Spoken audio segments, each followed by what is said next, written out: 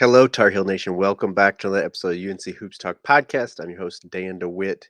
A little bit of a longer break than I kind of anticipated, being gone for a week, three big games. But we got a nice break in between here, finals week, and setting up for a couple of more big games. So we're going to jump into recaps. We're going to look ahead, of course, to the next two big games and just chat tonight. So hopefully some people come in. Thank you to everybody that has been joining live on YouTube. If you want to do that, just subscribe at youtube.com/UNC Hoops Talk. Hit the little bell so you know when I go live because I don't have a regular schedule. If you've listened to this, you know that, you've heard that. And even if you don't catch it live, wherever you're listening, if you subscribe so it gets into your podcast catcher and into your playlist, appreciate it and enjoy connecting with other Tar Heel fans. And as I say, we're just here to unite Tar Heel Nation. So appreciate all that support. But really, let's jump in here. Let's not make this one too long. Let's get right into it. So Tennessee, Florida State, North Carolina, and UConn games we had, and I called it. I kind of said I had a feeling we'd go 2-1. Probably the games that I thought we'd win and the one we lost, kind of the way it happened. But we had pretty good showings, kind of three unique games as well. So we're going to get into all of those. Mike, how's it going? Good to have you here live. So first, Tennessee. Amazing first half. We scored 61 on them in the first, and this is supposed to be the number one defense in the country in Tennessee's. We put up 61 on them in the first half. Everything was clicking. I think Hubert Davis even said in the post game, best half that he's seen played at North Carolina since he's the head coach. Maybe even he said since he was back, which would include his 8-9 years as an assistant. I don't know if I would go that far. We had some pretty darn good halves in the national championship run. I'm thinking of beating Duke and K's last game in uh, at Cameron. Obviously, Duke in the Final Four. The first half of the Baylor game in that tournament. Remember, they were the one seed, and we were up like 20 before Brady Manek gets ejected and Caleb Love fouls out, and everything. We hold off in overtime. But that first half was pretty stellar as well. Obviously, the first half of the national championship game where we're up 15 or 16 or something and a half on Kansas. So I don't know again that it was best, but it was some pretty basketball. It was pretty amazing to watch. Trying to look here to see if I can get our largest lead. It doesn't say there. It says 0 for both teams. Obviously, we were up a lot, so I don't remember what our largest lead was. But that first half was pretty tremendous. Obviously, second half was a little to be desired. I don't remember what they got it down to, but obviously the 8-point victory, 100, and again, just to score 100 on the number one defense in the nation, but 192 win over the Tennessee Vols. We did let Dalton Connect kind of go off in the second half. He ended up with 37, most by an opposing player in the Dean Dome since whatever it was a long time ago, and he probably would have had it if he didn't sprain his ankle there. It was, I don't know, it was only 90 seconds, so it's not guaranteed that he would have, but the way he was scoring, he was, getting past us. We were afraid to touch him. He was knocking down some tough shots. So he had a pretty good, I mean, he was efficient, 13 for 17, 4 for 8 from the 3-point line, and then 7-8 from the free throw line as well. So tremendous game by him, but again, um, and that's kind of been our thing too, is letting one person go off every game or not being able to stop somebody. I've harped on our defense a little bit this year. Other people have kind of started doing that as well, some analysts. But I don't, we just don't have a leaky black. We don't have the 101. I know Seth Tremble's a pretty good, one-on-one defender, on ball defender, whatever. But we just got to do better as a team. I think. I don't think we have that, again, that leaky black that's going to shut down. And he was so versatile as far as positions that he could guard. We just don't have that guy. We got to find out how we can stop people as a team. And I've heard a couple of people in the last few days say other teams' 2-point percentage is so good because we're a little bit more cognizant of trying to stop the 3-point shot.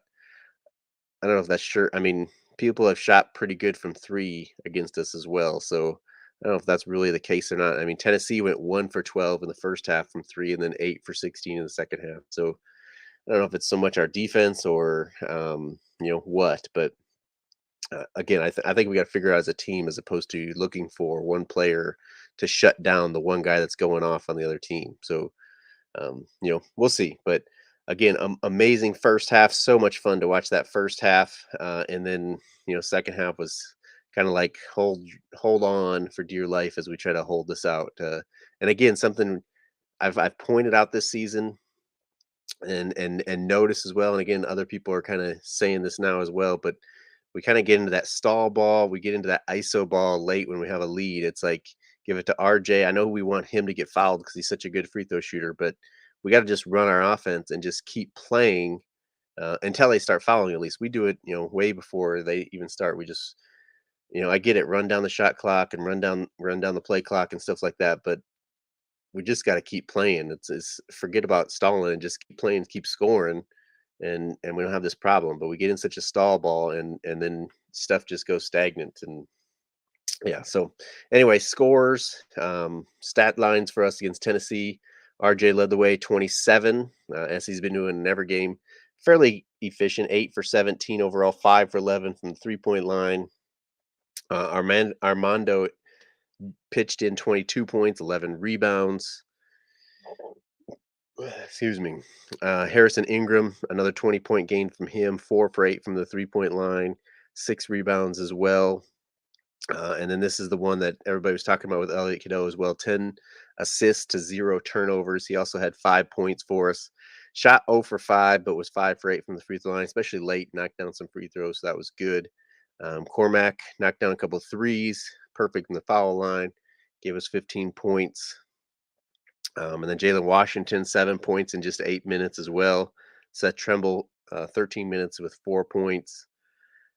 Withers actually got the start in this one, but only played 12 minutes, didn't give us much.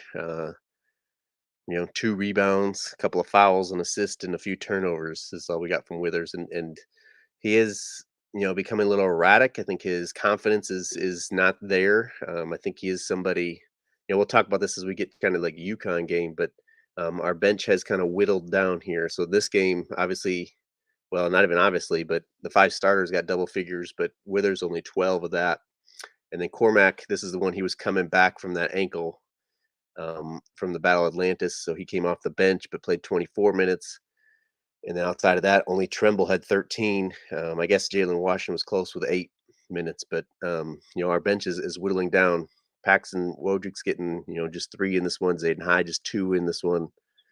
And so, that's something we can talk about as we get into this as well. But is our bench becoming again too thin as we get into some of these big games? We knew it was going to shrink a little bit, but again, we'd like to play, at this time, really, 8, 9 guys, and then maybe as we get into ACC play, maybe 7, 8 guys. But something to kind of keep our eyes on. And before we jump to Florida State, I guess I'll jump into the chat, see what we got going on here.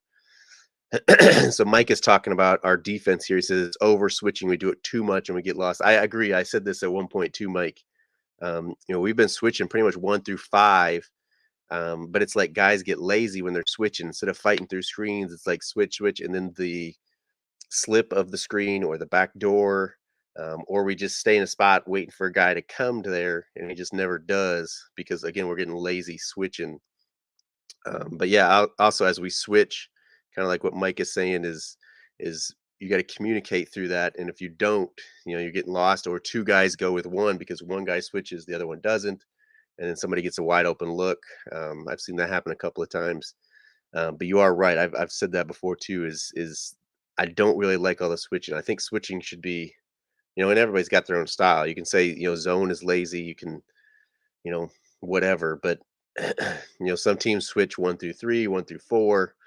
But really, again, this is my preference, but I like to fight through the screens, and then the switch is when I need help or dire needs. So yeah, it's something we got to figure out as a team. I think it works against some teams, but then you get up against a veteran team, especially, and a talented team, a smart team. and they kind of pick apart that, they pick apart any kind of defense, but when you're kind of being lazier like that, um, they really pick that stuff apart. And UConn especially was so good at executing their offense. It really showed in that one. So um, next up was Florida State. Again, we kind of survived, which is kind of bad, especially since where Florida State has gone since. They I don't remember who it was, but they just lost to somebody, I believe, at their place, that you wouldn't think an ACC opponent or team should be losing to. I don't remember who it was, but we got the 78-70 win. Again, didn't necessarily play spectacular in this one. Um, Not a ton for me to say about this one. I wasn't able to give it my full attention as I was on vacation, and it was during the day and all that. I believe I saw most of it. Some of it was kind of in and out. This is the one that had the big 14-point deficit that we came back from. I know. Yeah, I mean, I was kind of watching, and then I have to do something. I had to turn off, and at one point, I think we were down 6 or something like that, and I had to shut it off for a little bit. I turned it back on. All of a sudden, we're like up 6, 8, something like that. It was a quick, 14-point turnaround. Obviously, the stats have been out there. It was, kind of crazy runs that we won. I think it was 21-0 at one point. It was, 38-2 or something like that at one point. I was a big time turnaround, and one crazy stat I saw from this was the plus minus. Cormac was actually minus 14 or 12 or something like in this game. And Seth Tremble, who came in right as that run kind of was sparked, um, had like a plus 24 or something like that. It was something crazy. And so the difference between Cormac and Seth was just crazy on the plus minus. But again, I don't, it was kind of a outlier stat. I don't think you can necessarily go by that. I don't think Cormac was the issue and Seth was the solution, but it just kind of happened that they subbed for each other as we went on that big run, and after we had gotten down by so much to Florida State. I don't really remember seeing. I saw the beginning of this game. I know. I don't remember us.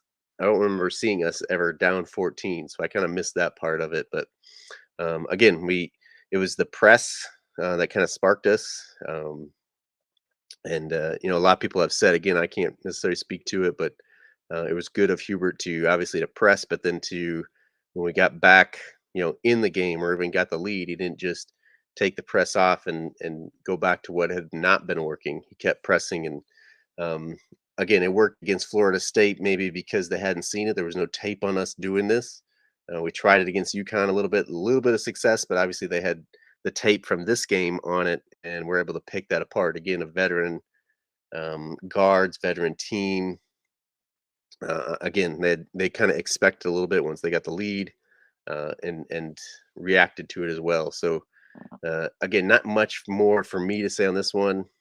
Um, you gotta kind of think and pray for Cam Fletcher, who I think it was ACL probably. I don't know if I ever heard exactly what his injury was, but bad injury in this game. So you feel for that kid and his family. But stat wise for us, RJ again, another 27 points. Not quite as efficient, but not terrible either. 8 for 17 overall, 3 for 9 from 3-point line, 8 for 8 from the free throw line. Also gave us uh, 5 assists, 3 rebounds. Mondo chipped in with 6 blocks, 13 points, 13 rebounds. Nice rebounding stat there. Again, we're looking for a little bit more from Armando, probably in the points. Harrison struggled a little bit more in this one. Was 3 for 11 shooting, 0 for 4 from 3. Gave us 11.6 rebounds. So when we go from 100 against Tennessee to 78 in this one, that's part of it right there. Is Armando and Harrison sitting at 13 and 11, and then Cormac shot 2 for 7 from 3, 2 for 9 overall, 8 points. Did give us 6 rebounds as well, though. Elliott, 7 points, 3 assists in this one. Seth Tremble, 9 points. And again, looking at minutes, we have the 5 starters, which we were back to our kind of what I think is going to be our 5 for the rest of the year in Elliott Cadeau, RJ Davis, Cormac Ryan, Harrison Ingram, and Armando Baycott starting. But when we look at minutes, those 5 were what Elliott was the lowest with 27.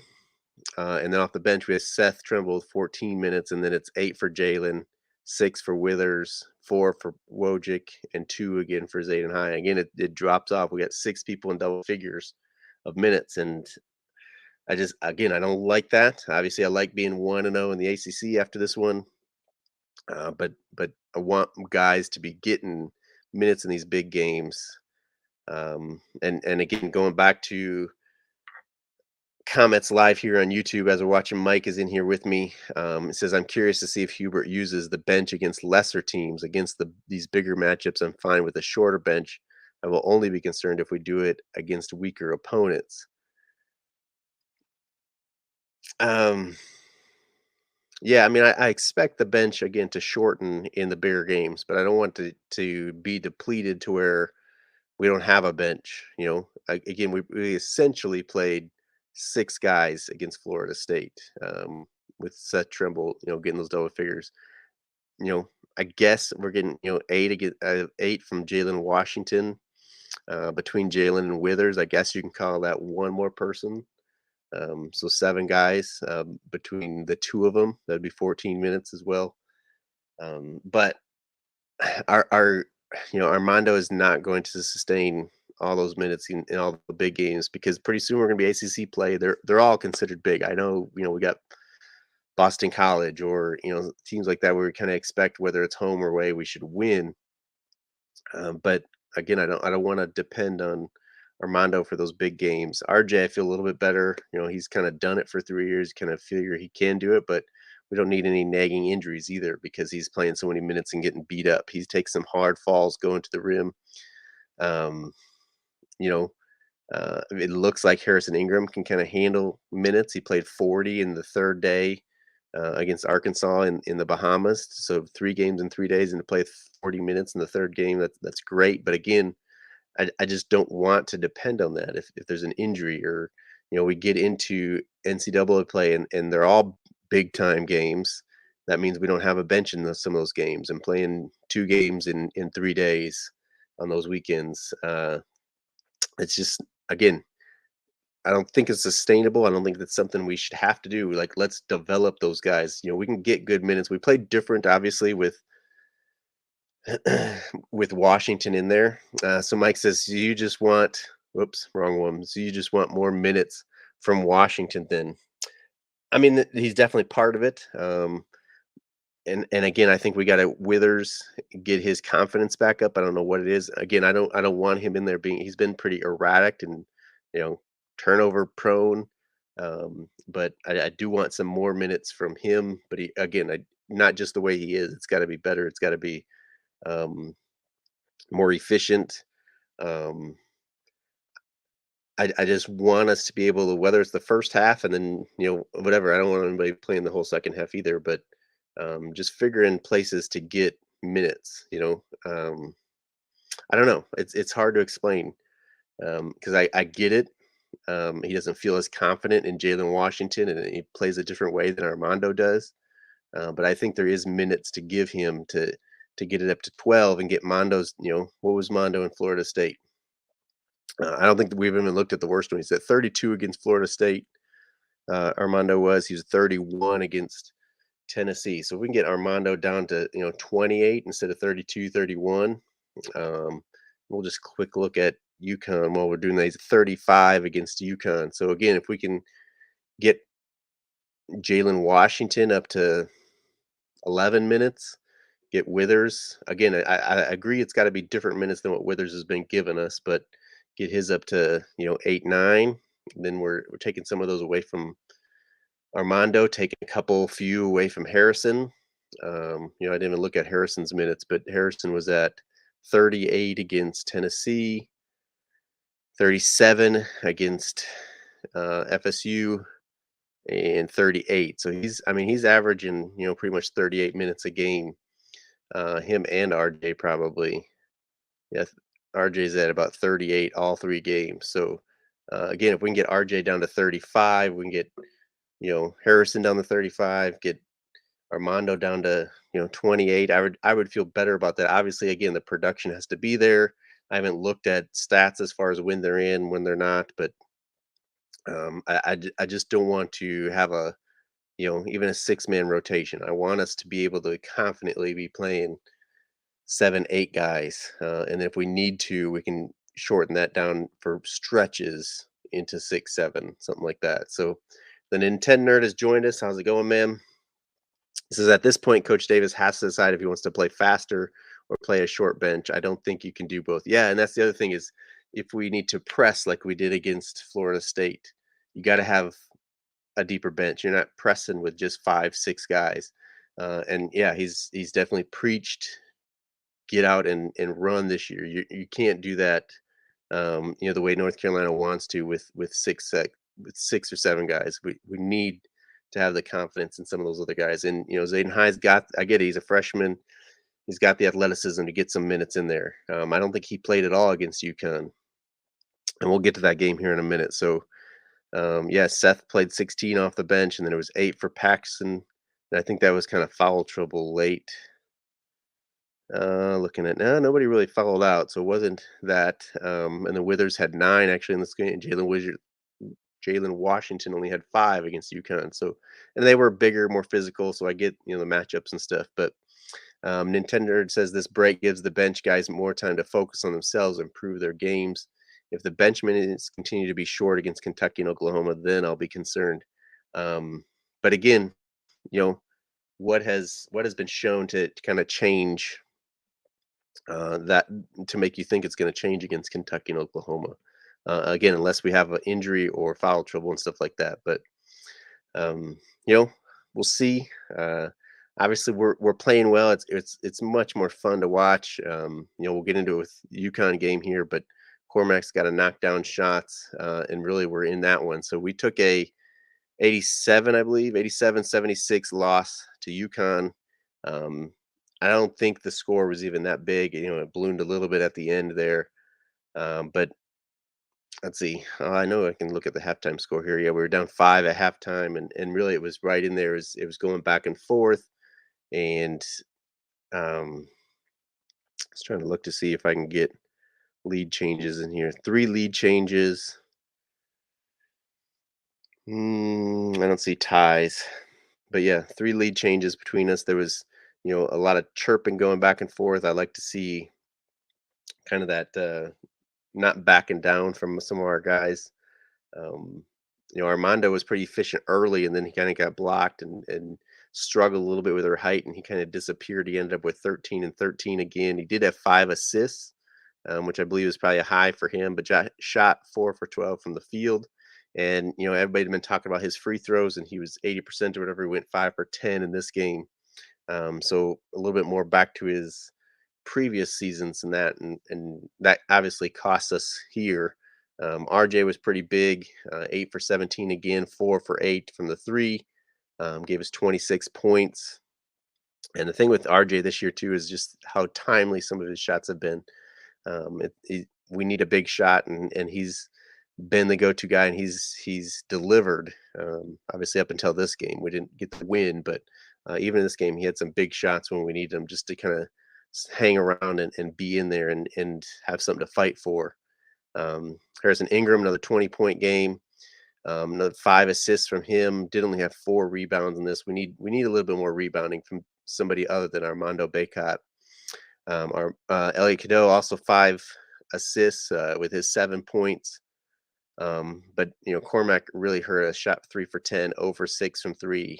We lost by 11, but if he knocks down half of those, you say even out of 2 of those, we're kind of back in it. And if Armando hits 3 more of his free throws, that's 9 points right there. We're down by 2. Um, and really, Seth only had 2 points in this game. Only shot twice in this game. He gives us kind of what he had been giving us offensively. That changes as well. So um, again, I had to watch this while I was on vacation. Not quite the same as when I'm at home, but um, we fought with them. They're a top 5 team. Um, you know, we I liked the fightiness, I guess, with this game. We didn't back down. We went at people. Armando got a weird technical for shouting and celebrating a dunk. And I think they kind of blew it because I didn't give Spencer one when he was doing kind of the same thing, even though he wasn't as close to somebody. And then they kind of had a makeup one when he was chirping a little bit from a distance at somebody right after, I think it was right after halftime. But, the crowd was, uh, from all accounts, 50-50, but I'm assuming a little bit heavy on the UConn side being in New York, but a good challenge for us. Again, I like the fight of our guys in this game, and I think this is kind of a game that kind of measures up where we are, where we need to go for the guys. And I like the challenge. Obviously, it doesn't help. Last year we had some big games too and didn't deliver, and even Hubert's first year, some good games where we kind of got blown out. We didn't get those big wins that we needed last couple of years. But we're right in there. We got the Tennessee, which is a good win, even though that one was at home. Florida State's a good one to start off the ACC play with. We hung with them. Now we got a chance as we look forward to go to, beat Kentucky, not go to Kentucky. That game is in Atlanta, so it's going to be a heavy UK crowd, I'm assuming.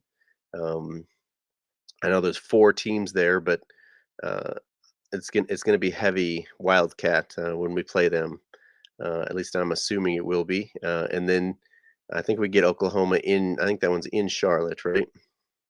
Yes, in the Spectrum Center, the Jumpman Classic. So a couple of big games coming up.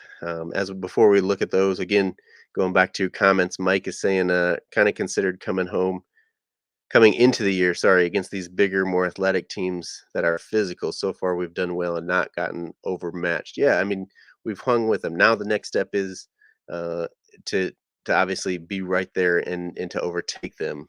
I don't think we've been overmatched by any means. Now Armando needs to not back down against size and guys that are physical with him. Like I said, I think he was physical and did stuff early on against UConn, and then they blocked a shot, whatever, got up into him and were physical with him, and then he kind of disappeared from there. So that's something he's got to work on, and we've kind of said that for what 4 years, 4.5 years now with Armando. So hopefully something clicks here, and I think having especially Harrison Ingram there kind of challenges him a little bit because he is so physical and won't back down from people and stuff like that. So I think that helps. And again, hopefully the chemistry on this team keeps getting better. It looks like the guys have fun. We said this some last year. At some points, they were like, "Oh, they were just having fun again tonight," but that would kind of disappear the next game. So hopefully that they keep building on that and keep growing in that sense. The Nintendo nerd says if we rebound better than we have a legit chance to beat UConn. I know they're bigger at nearly every position, but we have to figure that out. Thankfully, it's still early. And yeah, we've had games where Ingram's had, you know, 9, 10 rebounds. RJ has been a good rebounding guard for us. Cormac has gotten in there and gotten us some. He had 0 against UConn. And really, again, I go back to it. I hate to harp on one guy, but Cormac being 0 for 6 from 3, gave us 0 rebounds, 0 assists, gave us 1 turnover and 2 fouls. Are really the only stats he had besides missing shots.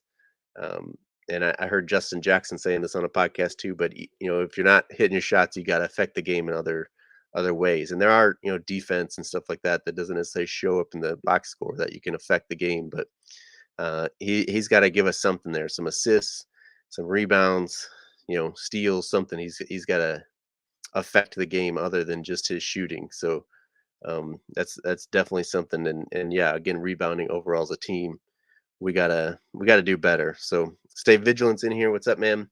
Says let's go heels. We need Cormac to start shooting better for us, and it'll help on the boards more, and to help on the boards, all help on the boards. For sure. So Mike says, who's our best player, Harrison or RJ? I think, well, RJ is definitely the better scorer, better offensive player. Harrison's better overall. Now, if you say who's the most important, that becomes a little bit more tricky. I think RJ is probably the better player. Again, definitely better offensively. I think Harrison's better defensively, and again, more versatile. Those kind of things. Yeah, Stay Vigilant says Ingram does a little bit of it all, but those I think those two right now are most important. And again, you could kind of even throw Elliott in there and get our offense going and stuff. That's important. Um, but yeah, who's best? I think you got to have define that. If you're just saying better score, if you're saying overall, or you're just, I don't know who would you pick first if you had to draft somebody off of our team. Does that say they're necessarily the better player, or is that, I would probably pick Harrison, but it's because of his versatility. But it's hard to turn down a bucket like RJ as well, because he's hit some, again, like I said, some very timely shots this season for us. Nintendo Nerd says, I think it's Cormac's ankle that kept him from contributing as much as he could. Hopefully he's fine come Saturday. The big break, I think after if you are going to give him some leeway against UConn, I mean, really, that's what his third game back. He came off the bench against Tennessee. He started against Florida State, and then he was there um, the whole game. I don't know if you didn't even give him that against the UConn game. Played 24 minutes against Florida State. He played 32 minutes, and even Tennessee off the bench, he played 24 minutes. So I don't know if I'm giving him that leeway off the against UConn. But if you are, then you definitely can't in this one with this big break before Kentucky. But he does say, with that being said, uh, that should have been a good opportunity to put a guy off the bench who can hit two or three threes and get a couple of rebounds. Could have made the difference. I don't, you know, I don't know. Do we have a guy off the bench that's going to come in and knock down a couple of threes, though? I mean, supposedly Wojcik was supposed to be a shooter and just hasn't. Even Withers is supposed to be able to knock down, and he just hasn't. Um, I don't know. Stay Vigilant says RJ is killing it. We need him to keep it up along with Baycott and Ingram. We just have to find us that fourth scorer. I mean, right now again, it's supposed to be Cormac. Trimble has looked pretty good offensively. I feel like Trimble just knows his role so well, and that's where it's kind of fit in. I think Cormac knows his role, but for whatever reason, the shots aren't going. Maybe he's pressuring himself too much, rushing himself too much, whatever it may be. But if that comes along, obviously that's where it is. And again, whatever wrong is with Withers has to be figured out. His confidence, if he just doesn't know his role or whatever it is. But Stay Vigilant says, I feel Cormac being 25 and a 6-year guy, he's got to pull it together. No excuses now. Yeah, I mean, that's kind of where we're at too. And if not, then we have to find that other guy. I just don't know who that other guy is. Obviously, we started Seth that one game. Was that Villanova or something? That was just a horrible first half. So, no, maybe it was even the Northern Iowa game, I think, right? That Seth started and then bad, fast first half. And then Withers started the second half, and we had a great second half. But obviously, Withers hasn't been the answer since then. So let's quickly look ahead here. We know we got Kentucky coming up. That's Saturday, December 16th. It's a 5:30 p.m. Eastern tip. That's the CBS Sports Classic. So obviously, it's on CBS or Paramount Plus. It says here. If you're watching that, again, it's in Atlanta, Georgia. I think it's going to be a heavy Kentucky crowd. I don't know if we're the second game of the CBS Sports Classic or the first. Maybe someone can look that up or knows that. But Ohio State and UCLA being the other one, um, I'm kind of guessing it's before. I'm guessing it's a 3:30 or a 3 o'clock tip. I guess it's got to be at least 2.5, so they give us warm up time. So probably a 3 p.m. Eastern tip for the first one, and then we're the 5:30, getting into prime time there. And then kind of sneaky, really good game here. We follow that up on Wednesday. It's a 9 p.m. Eastern tip on ESPN against undefeated Oklahoma. I believe both of these are in there. So, UConn was a top 5 team. I think they were 5 when we played them. I didn't see what they moved up to this week. Tennessee was 9 when we played them. They've since dropped because they had lost. Maybe they lost or dropped before we even played them. I don't remember that. I feel like they were 9 when we played them, but they had lost 2 before that in Maui, and then to us they had dropped a little bit. Kentucky, I don't know where they're ranked today, but they're top 15 team again, and they're just getting back Bradshaw, one of their 7-footers. Again, the length, does it bother Baycott? They got lots of shooters. I think I heard they have three guys shooting over 40%. Um, and I don't remember. Reeves was one of them. He's shooting in the 40s. Shepard shooting in the 40s, and then it was like Dillingham or DJ Wagner or something was shooting about 50%, but on fewer shots, obviously. And then yeah, Oklahoma. I don't know where they're ranked, but I believe they're in there, top 20 team probably. And again, undefeated, even though I don't think they've played anybody too amazing or had too crazy of a schedule. But um, that's going to be a big time matchup for us. That's the Jumpman Invitational in Charlotte, so at least we'll have the home crowd there, uh, and that'll be fun to be playing the Fighting Brady Mannix, right? To see if he's back for that game or not. But again, big time matchup, and then we finish off the year. We should podcast before that, but Charleston Southern on the 29th after Christmas. Good little. Obviously, they know what they're doing when they're scheduling these, but nice little bring back game after Christmas break. Should be a win to end the year before we get into ACC play and all that good stuff. So, um, good scheduling by Hubert and his staff there.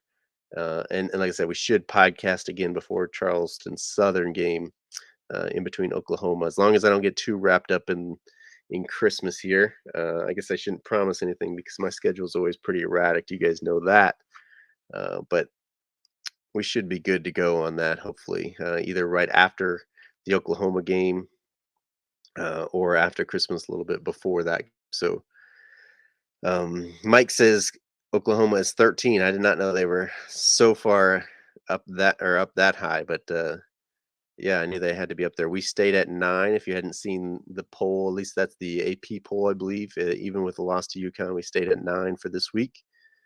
Mike says you got to love this schedule. It's so much fun. Yeah, I mean, there's no slowing down. Like I said, we get that kind of bring back game from Christmas with Charleston Southern, and then it's right into ACC play, and it's Pittsburgh. Clemson is still undefeated. We got them second, I think, and I was kind of looking at the podcast schedule, and it's like, where's a break to, like, no, I'm gonna podcast in between these two games because, a little bit of break, and there isn't. We're playing twice a week. Saturday, Wednesday, Sunday, Wednesday.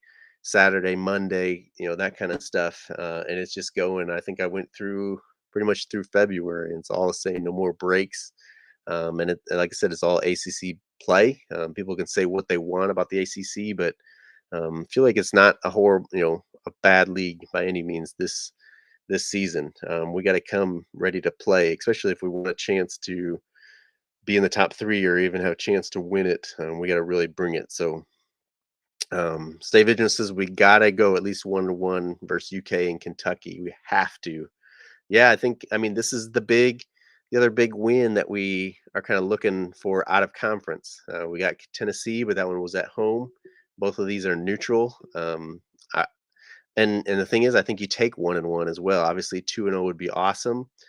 We just don't want to drop both of these again going into Christmas and then into ACC play. We don't need to drop both of these. So we got to go 1-1, and I think you take 1-1 as well. Kentucky's going to be a tough one, the way they shoot the ball, and then big guy coming back inside.